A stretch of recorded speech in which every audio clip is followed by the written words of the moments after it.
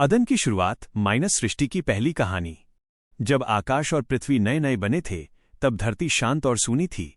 न कोई हरा भरा पौधा था, न खेतों में कोई फसल।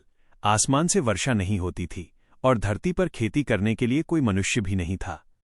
परंतु हर सुबह धरती की गहराइयों से कोहरा उठता और वो धीरे धीरे पूरी भूमि को भिगो देता। यही कोहरा धरती की पहली सिंचाई था। उसी समय यहोवा परमेश्वर ने भूमि की मिट्टी ली और अपने हाथों से मनुष्य को रचा। उस मिट्टी के पुतले में उसने जीवन का श्वास फूंका और आदम जीवित प्राणी बन गया। परमेश्वर ने पूर्व दिशा में एक सुंदर स्थान चुना जिसे अदन कहा गया। वहां उसने एक अद्भुत वाटिका लगाई और आदम को उसमें रख दिया। वाटिका में हर प्रकार के वृक्ष थे, देखने में मनोहर और फल खाने में अत्यंत अच्छे।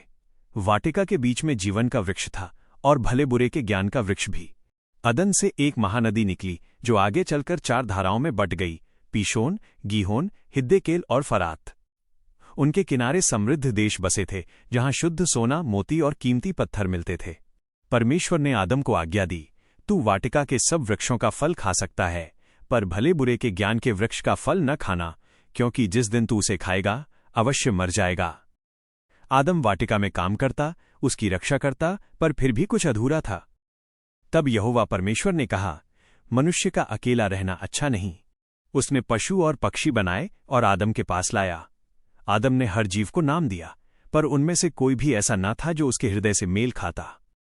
तब परमेश्वर ने आदम को गहरी नींद में सुला दिया।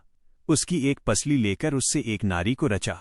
जब आदम जागा और उसे देखा तो उसके मुख से ये शब्द निकले, ये मेरी हड्डियों की हड्डी और मेरे मांस का मांस है। इस प्रकार परमेश्वर ने नर और नारी को एक किया।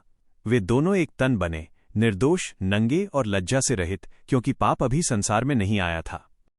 और इसी तरह अदन की वाटिका में मनुष्य और परमेश्वर के साथ जीवन की पहली कहानी शुरू हुई।